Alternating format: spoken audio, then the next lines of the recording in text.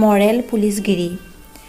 এই মহামাৰীৰ দিনতো সকলো যেতিয়া নিৰাপদ হৈ ঘৰৰ ভিতৰত আছে, তেনে সময়তে এজন পাচলি বিক্ৰেতাক সামান্য কথাতে মৰেল পুলিচগিৰি দেখুৱাই মানুহে মাৰা ঘটনাটো সঁচাকৈ নিন্দনীয়। আচলতে তেওঁলোক মানুহ নহয়, দানৱ। এই দানৱে এটা উচিত শাস্তি পাব লাগে তাৰে দাবী কৰোঁ। এই মৰেল পুলিচগিৰি কিনো? মৰেল পুলিচ বা পুলিচগিৰি একোটা সামাজিক ব্যাধি। ই সমাজৰ মানুহৰ মাজত সোমাই থকা কিছুমান অৱচেতন মানুহৰ কাণ্ড কাৰখানা। এনেসমূহৰ সমাজৰ প্ৰতি কোনো উচ্চাকাংক্ষী বা দায়বদ্ধতা নাথাকে। খুব কম জ্ঞানেৰে বা জ্ঞানহীন অনৈতিক চিন্তাৰে এনে লোক পৰিপুষ্ট। গতিকে তেওঁলোকে কাম পুলিচৰ দৰে হৈ উঠে। আচলতে মৰেল পুলিচ কাক কয়নো? এজন পুলিচৰ কাম যেতিয়া সাধাৰণ মানুহ এজনে নিজে হাত পাতি লয়, সেয়াই হৈছে মৰেল পুলিচ। আমাৰ পুলিচৰ কামনো কি? উপযুক্ত প্ৰমাণৰ ভিত্তিত দোষীক ধৰি আনি শাস্তি প্ৰদান কৰে, নহয় জানো? কিন্তু মৰেল পুলিচৰ সেই উপযুক্ত প্ৰমাণলৈ অপেক্ষা কৰাৰ বা প্ৰমাণ বিচৰাৰ কোনো সময় নাথাকে।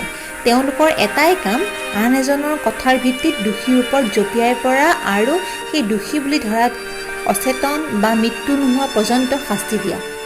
এই শাস্তি দিয়া কাম শেষ হোৱাৰ পাছতহে আমাৰ পুলিচ প্ৰশাসন উপস্থিত হয়। নাইবা কেতিয়াবা এনে হয়, পুলিচৰ চকুৰ আগতে মৰেল পুলিচে নিজৰ কাম সমাধা কৰে। প্ৰকৃত পুলিচ প্ৰশাসন এই অৱস্থাটোৰ মাথো দৰ্শক হৈ পৰে। মৰেল পুলিচ যিমান ঘটনাৰ লগত জড়িত হৈছে, বেছিভাগ ঘটনাতে নিৰ্দোষীয়ে শাস্তি পাইছে। দুটামান উদাহৰণ দিবলৈ বিচাৰিম। প্ৰথমে অভিজিত নীলোৎপল নামৰ 2 নিৰ্দোষী যুৱকক হত্যাত মৰেল পুলিচৰ হাততে। দ্বিতীয়তে অসমতে এখন বিদ্যালয়ৰ শিক্ষকৰ এগৰাকী ছাত্ৰী আৰু অভিভাৱকৰ মিছা অভিযোগৰ ভিত্তিত মৰেল পুলিচৰ দাদাগিৰি। তৃতীয়তে 2জন প্ৰেমিক প্ৰেমিকাক সাধাৰণ মানুহ ৰূপী মৰেল পুলিচে পাই গাৰ কাপোৰ খুলি যৌন নিৰ্যাতন চলাই শেষত ভিডিঅ'টো ভাইৰেল কৰি ভয় দেখুৱাই তেওঁলোকৰ সকলো বস্তু লৈ পলায়ন ইত্যাদি। এই 3টা ঘটনাই বেলেগ বেলেগ মৰেল পুলিচক নিৰ্দেশ কৰিছে। এই মৰেল পুলিচৰ সকলৰ কাণ্ড কাৰখানাসমূহ দেখি শুনি তেওঁলোকৰ কেইটামান বৈশিষ্ট্য বাৰুকৈ চকুত পৰিছে। তেওঁলোকৰ বেছিভাগেই মৰেল পুলিচগিৰি দেখুওৱা ঠাইৰ স্থানীয় বাসিন্দা হয়। সেই অঞ্চলৰ তেওঁলোকৰ উপদ্ৰৱ চলে। অঞ্চলৰ আন মানুহ তেওঁলোকৰ কথামতে উঠা বহা কৰে। তেওঁলোকে সমাজৰ দুৰ্বল শ্ৰেণী বা সবল লোক যি সময়ত সেই সময়ত দুৰ্বল হৈছে, তেওঁলোকক চিকাৰ বনায়। বহু সময়ত ব্যক্তিগত অভিসন্ধি এই মৰেল পুলিচৰ লক্ষ্য হয়। আৱেগ প্ৰৱণতা, কুসংস্কাৰে আৱৰি ৰখাৰ বাবে এনেসমূহ কৰিবলৈ আগবাঢ়ি আহে। তেওঁলোকে আইনৰ নীতি নিৰ্দেশনা সকলো ভৰিৰে গচকি এনেসমূহ কৰিবলৈ উদ্যত হয়। আন এক মৰেল পুলিচৰ কথা নক'লে নোৱাৰোঁ। এগৰাকী বিধৱা ঘৰটোত বাস কৰে। মাজে মাজে দাদাক আহি খবৰ বাতৰি লয়। ওচৰ চুবুৰীয়াই সেই দাদাকক প্ৰেমিক বুলি ভাবি নিউজ চেনেলৰ আগত মৰেল পুলিচগিৰি দেখুৱালে। এই কথা সেইবাবেই ক'ব লগা হ'ল, কাৰণ মৰেল পুলিচসকলৰ উচতনিৰ ক্ষেত্ৰত আমাৰ সংবাদ মাধ্যমো কিছু পৰিমাণে দায়ী। তেওঁলোকে সকলো দেখি শুনি চকু মুদা কুলিৰ দৰে এইসমূহ চাই থাকে। এটাই কাম তেওঁলোকৰ কেৱল সংবাদ প্ৰদৰ্শন কৰা। গতিকে আমি সংবিধানৰ 3য় স্তম্ভস্বৰূপ সংবাদ মাধ্যমক সকীয়াই দিয়া নিতান্তই প্ৰয়োজন যে মৰেল পুলিচৰ পুলিচগিৰি বন্ধ কৰাত তেওঁলোকৰ হাতত গুৰু দায়িত্ব আহি পৰিছে। নিষ্ঠাৰে তেওঁলোকে এই দায়িত্ব পালন কৰক, নহ'লে এই মৰেল পুলিচগিৰি লতাৰ দৰে বগাই গোটেই অসমখনত ধ্বংসৰ মুখলৈ ঠেলি দিব। মৰেল পুলিচসকল ভাৰতীয় সংবিধান বা চৰকাৰী আইন ব্যৱস্থাৰ প্ৰত্যাহ্বান স্বৰূপ। নিজেও আইন ভংগ কৰি আনক উচতনি দিয়াত তেওঁলোকে গুৰুত্বপূৰ্ণ ভূমিকা পালন কৰে। গতিকে সময় থাকোঁতে আমি যদি নিৰ্মূল কৰিব নোৱাৰোঁ, তেন্তে এনে ঘটনা সদায় ঘটিব। ইয়াৰ বাবে আইনৰ ব্যৱস্থা শিথিল হ'ব লাগিব। মানুহৰ মাজত সজাগতা, শিক্ষাৰ পোহৰ আদি বিলাব লাগিব। অন্ধবিশ্বাস আৰু মৰেল পুলিচগিৰিক ভৰণ পোষণ দিয়াত সংবাদ মাধ্যমে এক ভূমিকা লৈ আহিছে।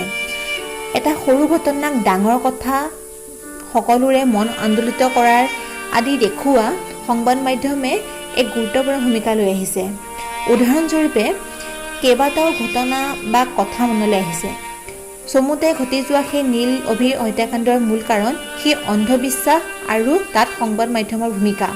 পোনপ্ৰথমভাৱে বিহাৰৰ পৰা কিছু লোক সোপা ধৰা হৈ অসমত প্ৰৱেশ কৰিছিলে বুলি সংবাদ মাধ্যমে প্ৰচাৰ কৰিছিলে। ঠিক সেইদৰে কোনোজনে যদি এগৰাকী মানুহক ন্যস্ত চৰিত্ৰ বা ডাইনী বুলি কৈ সংবাদ মাধ্যমৰ কেমেৰা সন্মুখত মৰেল পুলিচগিৰি দেখুৱায়, তাত সংবাদ মাধ্যমে নিশ্চুপ ভূমিকা গ্ৰহণ কৰে। তাৰ উপৰি মাজে মাজে কিছুমান মিছা ভগৱানৰ আৱিৰ্ভাৱ হয় আৰু তেওঁলোকক প্ৰচাৰ কৰাৰ লগতে সাধাৰণ মানুহৰ মাজত অবাস্তৱ বিশ্বাস অনাত সংবাদ মাধ্যমৰ ভূমিকা অতুলনীয়। ইয়াৰ উপৰিও ৰাষ্ট্ৰীয় সংবাদ মাধ্যমতো এনে কিছুমান অলৌকিক কথা যেনে পাহাৰত নিজে নিজে জুই জ্বলিছে, ক'ৰবাত পানীত জুই জ্বলিছে, ইয়াত ৰাৱণ ঘূৰি ফুৰিছে ইত্যাদিবোৰ এনেকৈ দেখুৱাই সাধাৰণ মানুহে বিশ্বাস কৰিবলৈ বাধ্য হয়। লগতে অনৰ্থক কিছুমান আৰাধনা কৰি বলি দিয়া, নানান ধৰণৰ কাৰুকাৰ্য কৰি ফুৰিবলৈ লয়। এনেবোৰ ঘটনা আমাৰ চকুৰ সন্মুখত বিদ্যমান। এতিয়া সংবাদ মাধ্যমৰ চতুৰ্থ স্তম্ভস্বৰূপ সংবাদ মাধ্যমক এনেবোৰ ক্ষেত্ৰত নাকি লগাব কোনে? এই কাম সমাজৰ শিক্ষিত বুলি গৌৰৱ কৰি অহা লোকেই সকলোৰে হ'ব লাগিব। এই কামৰ বিৰোধিতা কৰিবলৈ আগবাঢ়ি আহিব লাগিব। সংবাদ মাধ্যমেও তেওঁলোকৰ ভুলসমূহ মানি অন্ধবিশ্বাস নিৰ্মূল কৰিবলৈ চেষ্টা কৰিব লাগিব। তাৰ উপৰি এই ব্যাধি প্ৰতিৰোধ কৰাত আমিও সজাগ হ'ব লাগিব। এই ক্ষেত্ৰত মৰেল পুলিচগিৰি দেখুওৱাসকলক উচিত শাস্তি দিয়াটো নিতান্তই প্ৰয়োজন। তেতিয়াহে এনে কাম কৰিবলৈ ভয় কৰিব। জ্ঞানী সকলো নীৰৱ দৰ্শক নহৈ এনে কাম প্ৰতিৰোধ কৰাত আগবাঢ়ি আহিব লাগিব। সকলোতকৈ ডাঙৰ দায়িত্ব ইলেক্ট্ৰনিক সংবাদ মাধ্যমৰ ওপৰত। তেওঁলোকে এনেধৰণৰ কাৰ্যৰ কথা গম পালে বা এনে কাৰ্যৰ ভিডিঅ' সমজুৱা কৰা ব্যক্তিৰ সম্ভেদ উলিয়াই সমাজৰ আগলৈ আনি উচিত শাস্তি দিব লাগে, যাতে এনেধৰণৰ কাৰ্যৰ ভিডিঅ' নকৰি ইয়াৰ প্ৰতিৰোধ কৰিবলৈহে আগবাঢ়ি আহে। আৰু এনে কাৰ্যৰ বাতৰিৰ বাবে যেতিয়া তেওঁলোকক মতা হয়, তেওঁলোকে মৰেল পুলিচগিৰিৰ মানুহসকলক চিনাক্ত কৰক আৰু ঘটনা হোৱাৰ আগেয়ে পুলিচৰ সহায় লওক। এইদৰে প্ৰতিটো অঞ্চলতে এনে কাৰ্যৰ পৰা আঁতৰি থকাৰ বাবে সজাগতা প্ৰদান কৰা উচিত আৰু এই মৰেল পুলিচগিৰি প্ৰতিৰোধৰ বাবে আগবাঢ়ি অহা লোকক পুৰস্কাৰ প্ৰদান কৰা হ'ব বুলি চৰকাৰে এক দায়িত্ব লোৱা উচিত। তেতিয়াহে সামাজিক ব্যাধি প্ৰতিৰোধ কৰিব পৰা যাব। মোৰ এই লিখনিটো অসমীয়া খবৰ কাকতত প্ৰকাশিত হৈছিল। আশা কৰোঁ আজিৰ বিষয়টো আলোচনা ভাল পালে।